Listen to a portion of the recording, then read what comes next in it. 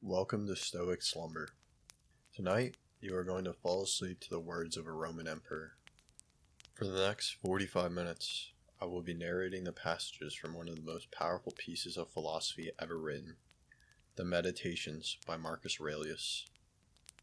Paraphrased into a slow, calm narration designed to quiet your mind and carry you into a deep rest. There are 6 chapters. You do not need to hear all of them. Most people fall asleep somewhere around chapter 2 or 3, and that's exactly the point. There is no quiz at the end. Just close your eyes and let the words do the work. Before we start, drop a comment and tell me what time it is where you are right now. I'm curious how many of you are watching this at 2 a.m. instead of sleeping. Now settle in, get comfortable. If you're in bed, let your head sink into the pillow. Take one long breath in, hold it, and let it go. Let's go back about 2,000 years. Tonight, we turn to one of the most remarkable documents ever written. Nearly 2,000 years ago, a Roman emperor sat alone in his tent, on the cold frontier of the empire, and wrote a series of private reflections that were never meant to be read by anyone else. His name was Marcus Aurelius, and the notes he kept, known simply as the Meditations, were a conversation with himself, reminders of how to think clearly, how to act with integrity, and how to find stillness, even in the middle of chaos. What makes these writings so extraordinary is their honesty. This was not a philosopher performing for an audience. This was a man, the most powerful man in the Western world, reminding himself, night after night, of the things that actually matter. Tonight, we will move slowly through some of his most calming reflections. There is no pressure to follow every word. Let the ideas wash over you, the way rain moves across stone. If your mind drifts, let it drift. If your eyes grow heavy, let them close. This is not a lecture. This is a companion for the quiet hours. Let us begin. Chapter 1. Begin each morning. Marcus Aurelius often began his journal entries with a simple exercise. He would imagine the day ahead and prepare himself for it honestly.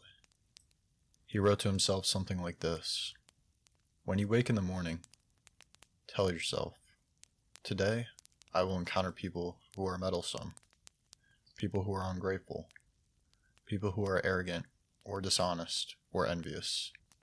They behave this way because they cannot tell the difference between what is good and what is harmful. They have not yet learned that distinction. But here's the remarkable thing. He did not say this with bitterness. He said this with compassion, because after naming all the difficult people he expected to meet, he followed it with a reminder.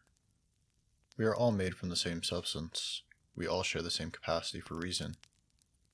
And no one can truly harm you, unless you allow their behavior to change who you are on the inside. Think about that for a moment. The Emperor of Rome, a man who commanded legions, who held the fate of nations in his hands, reminding himself each morning that he was no different from the people who would frustrate him that day, that they were his family, not by blood, but by nature. He went further. He asked himself, why do we resist getting up in the morning? Why do we cling to the warmth of the bed and dread the work ahead? And his answer was gentle but firm. He told himself, you are not made to lie under the blankets and stay comfortable. You are made to act. Look at those plants, the birds, the ants, even the spiders. Every living thing moves towards its purpose without complaint. Will you be the one exception? Will you refuse to do what nature asks of you? But this was not a harsh command. There is warmth in the way he said it. He is coaxing himself, the way you might encourage a friend who has lost its confidence. He was saying, you belong to this world. You have work to do, and that work is not a punishment. It is the very thing that makes you alive. And then he wrote something that you might carry with you long after tonight is over. He said, at every moment, think steadily. as a Roman and as a human being, about how to do what is in front of you with precise and genuine seriousness, with tenderness, with freedom, and with justice. Free yourself from all other distractions. With tenderness. That word is important. Stoicism is often misunderstood as coldness, as suppressing your emotions, as forcing yourself to feel nothing. But Marcus Aurelius used the word tenderness. He believed that clear thinking and a warm heart were not opposites, they were partners. The morning, then, was not something to dread. It was a threshold, a chance to choose, again, who you wanted to be. Chapter 2. What is in your power? One of the ideas Marcus Aurelius returned to again and again was the question of control. What belongs to you? What is truly yours? And what is not? He wrote that we spend so much of our lives troubled by things that are entirely outside of our power. The opinions of other people, the outcomes of events we cannot influence, the weather, the past, the passage of time itself. And he reminded himself, gently, patiently, that there is really only one domain where you have full authority. That domain is your own mind, your own judgments, your own responses. Not what happens to you, but what you make of what happens to you. This was not a new idea, even in his time. He had learned it from the Stoic teachers who came before him, from Epictetus, the former slave who taught that a person in chains could still be free in their thinking, and a person in a palace could still be imprisoned by their desires. Marcus Aurelius absorbed this teaching and made it his own. He wrote to himself, "You have power over your mind, not over the outside events. Realize this, and you will find strength." Let that settle for a moment. Think about how much of your worry, right now, tonight, is about things you cannot change. Things that happened earlier today. Things that might never happen. Things that might happen tomorrow. Conversations that may never take place. Outcomes you cannot predict. Marcus would say, let them go. Not because they don't matter, but because holding on to them does not help you. It does not improve the situation. It only robs you of the peace that is available to you right now, in this moment, in this breath. He also noticed something about time that troubled most people. We fear death. We fear the future. We agonize over the past. But he pointed out that the present moment is the only one you ever truly have. The past is finished. The future has not arrived. All that possesses you is now. And this now, this precise sliver of time, is small enough to bear. Whatever is happening in your life, a piece of it that exists right now, in this breath, is manageable. It is only when we try to carry the weight of all of our tomorrows at once is when we feel crushed. So set down what you are carrying, not forever, just for tonight. Chapter 3. On the shortness of a life. There is a passage in the Meditations that can feel startling when you first encounter it. Marcus Aurelius wrote, "You could leave this life right now. Let that determine what you say, do, and think." At first, that might sound unsettling, but Marcus did not write it to frighten himself. He wrote it to wake himself up, to shake loose the fog of trivial concern and petty worries, and to remember what actually matters. If this were your last evening, would you spend it replaying an argument in your head? Would you spend it worrying about an email you forgot to send? Would you spend it comparing yourself to someone else?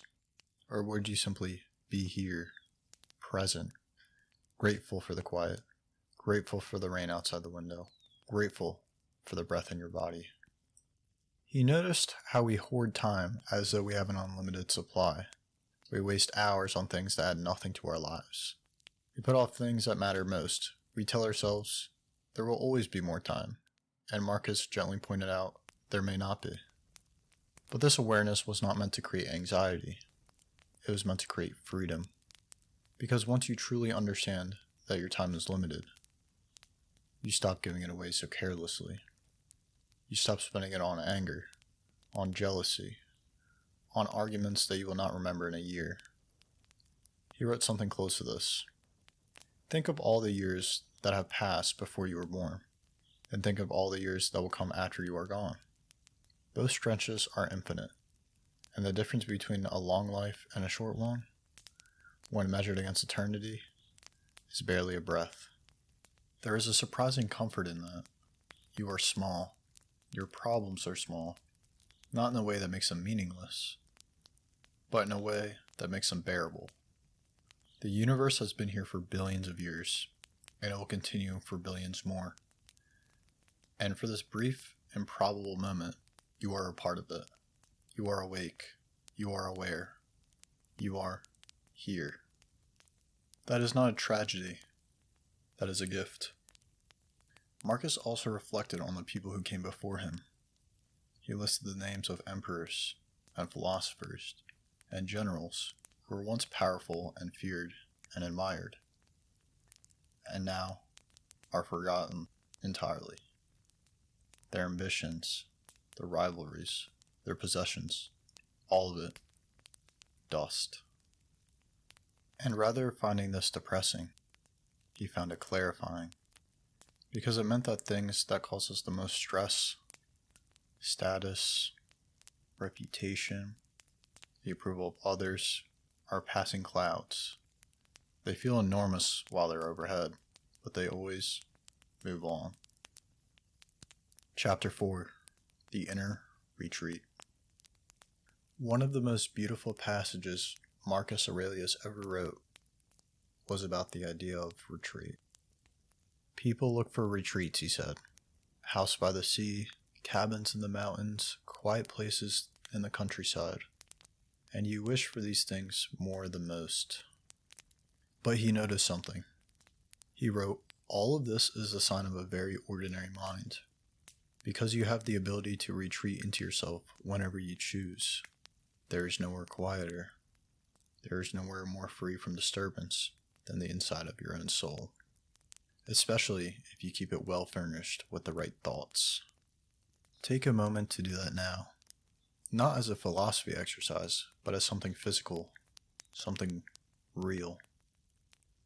You are probably lying down. You are warm. You are safe. The world outside this room can wait. Whatever is unfinished will still be there in the morning. But right now, in this moment, nothing is required of you. This is your retreat, not a place, but a practice. Marcus described these kind of thoughts he kept inside this inner retreat. He called them principles, short, clear ideas that could restore his calm whenever he returned to them, and he listed a few. First, things cannot touch the soul. They can stand outside it, still and quiet. The only disturbance comes from the opinion you form about them on the inside. Think about what that means. The event itself is neutral. A rainy day, a difficult conversation, a setback at work. These things exist in the world, but the suffering they cause, the frustration, the anxiety, the resentment, those are all added by our own mind. They are interpretations, and interpretations can be revised. Second, everything you are looking at right now will change, almost immediately, and nature will make new things from the same material, and then new things from those. The world renews itself endlessly. Your body will change. Your circumstances will change. The people around you will change. This is not something to resist. It is a fundamental law of existence. A river does not fight its own current. A season does not apologize for ending. And third, consider how quickly all things are swept away. Bodies and their memories, the nature of fame itself, all vanishing into time. These were not pessimistic observations. For Marcus, they were medicine. When the noise of the world grew too loud, when the demands of the empire pressed in from every side, he retreated to these simple truths, and they restored him, not by changing his situation, but by changing his relationship to it. Chapter 5. On Living Well. Marcus wrote something deceptively simple. He said, "Do not act as if you are going to live 10,000 years. Death hangs over you. While you are alive and while you are in its power, be good. Be good, not be successful, not be powerful, not be remembered. Just be good." In a world obsessed with achievement and recognition and accumulation, there's something radical about that. Marcus Aurelius had everything the world could offer: wealth, power, legacy, and the instruction he gave himself over and over was simply, be good. He expanded on what that meant. He wrote, "A good life is not measured by how many things you accomplish. It is measured by the quality of your attention. Are you presented for what is in front of you? Do you treat people with decency? Do you act according to what you actually believe, rather than what is convenient?" He also had a practice that is worth mentioning tonight. He would remind himself of the people who taught him, the people who shaped his character, and he would think about what he learned from each one. From his grandfather, he learned gentleness and the ability to control his temper. From his mother, he learned generosity and the importance of living simply. From his teachers, he learned to endure the discomfort without complaint, how to work hard without needing praise. You might try this yourself as you lie here. Think of someone who taught you something important, not in a classroom, but in life. Maybe a parent, a friend, a stranger who showed you unexpected kindness. You don't need to do anything with that memory. Just hold it gently. Let it remind you that you are not alone in trying to live well. Other people have struggled with the same questions, and some of them found answers worth keeping. Marcus wrote, "Waste no more time arguing about what a good person should be. Simply be one." Now, that's enough philosophy for one night. Chapter 6. Rest now. We are nearing the end now, and if you are still awake, that is perfectly fine. These last few minutes are meant to slow things down even further. Marcus Aurelius understood that rest was not laziness.